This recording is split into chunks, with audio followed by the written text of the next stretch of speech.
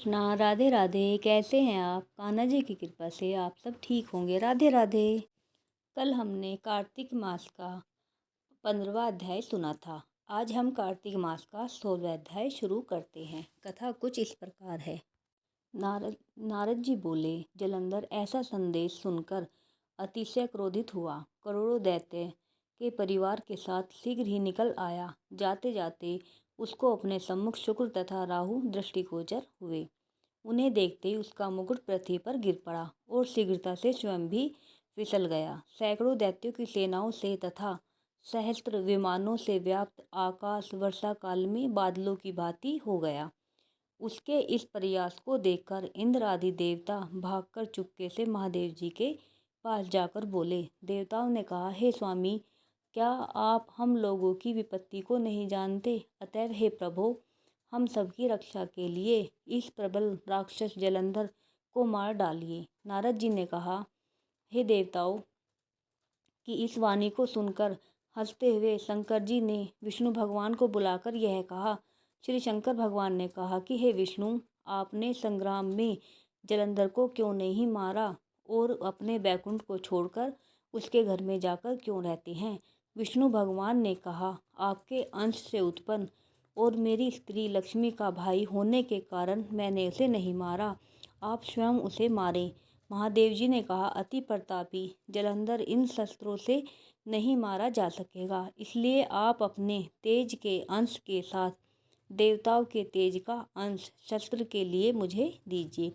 नारद जी ने कहा, तब विष्णु आदि समस्त देवताओं ने अपना अपना तेजांश शिव जी को दे दिया।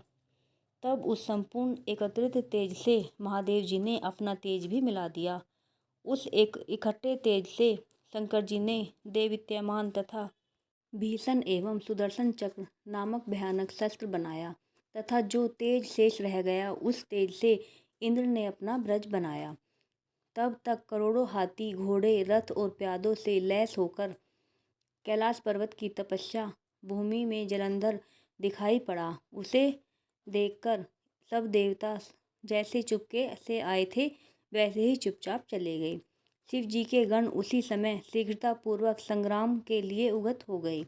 नंदी, गणेश तथा स्वामी कार्तिक आदि गण शिव जी की आज्ञानुसार कैलाश पर्वत के झटपट नीचे युद्ध के लिए उतर आए।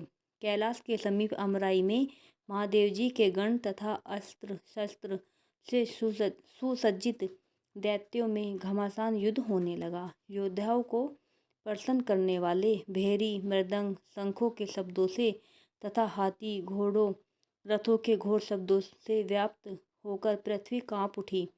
शक्ति, तोमर, बाण, मूसल, पास तथा पिटीसों के शब्द से व्याप्त आकाशमंडल अनंत उल्कापात से सुशोभित हो गया। भूमि पर मरे हुए हाथी तथा रथ के घोड़े इस प्रकार दिखाई दे रहे थे जैसे ब्रज द्वारा खंडित पर्वतों के शिखरों के टुकड़े भूमि पर पड़े शोभायमान हो। शिवजी के गणों द्वारा युद्ध में मारे गए दैत्यों को शुक्राचार्य अपनी मृत संजीवनी मंत्र की शक्ति द्वारा बारंबार जीवित करते थे।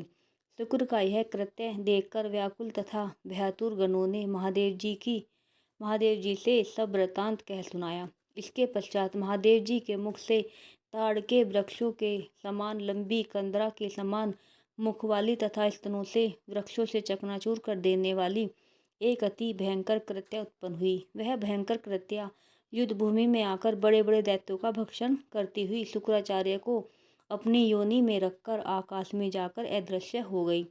शुक्राचार्य को पकड़ा हुआ देखकर युद्ध भूमि में प्रसन्नता और विकसित मुख वाले शिवजी के वीरगण दैत्य सेना को मारने लगे। शिवगणों के भयानक आक्रमण से दैत्यों की सेना इस प्रकार तितर बितर होने लगी जैसे वायु के वेग से तृण समूह इधर उधर उड़ने लगते हैं। रुद्रगणों के भय से भागती हुई दैत्यों की सेना को देखकर सेनापति शुंभ, निशुंभ और महाबली कालनेमि क्रोधित होकर वहां पहुंचे। महान पराक्रमी इन तीनों ने वर्षा काल में मेघों के समान बाणों की वर्षा करते हुए शिवजी की बलवान उस गण सेना को रोक लिया। दैत्यों के बाणों ने टिड्डी दल के समान आकाश तथा दसों दिशाओं को रोक लिया। शिवजी के गण भय से कांपने लगे। सैकड़ों बाणों से विदीर्ण होने से रुधिर की धाराओं से व्याप्त बसंत में पलाश पुष्प के समान सुशोभित शिवगणों के अतिरिक्त वहाँ और कुछ भी नहीं दिखाई दे रहा था। कुछ स्वयं गिरते हुए, कुछ गिरने वाले, छिन्न भिन्न सब रुद्रगण संग्राम भूमि को छोड़कर भाग खड़े हुए। तत्पश्चात शैल, गणेश तथा स्वामी कार्तिकेय अपनी सेना को नष्ट हुई देखकर क्रोधित हो शीघ्र ही दैत्यों के रोकने में लग गए। राधे राधे।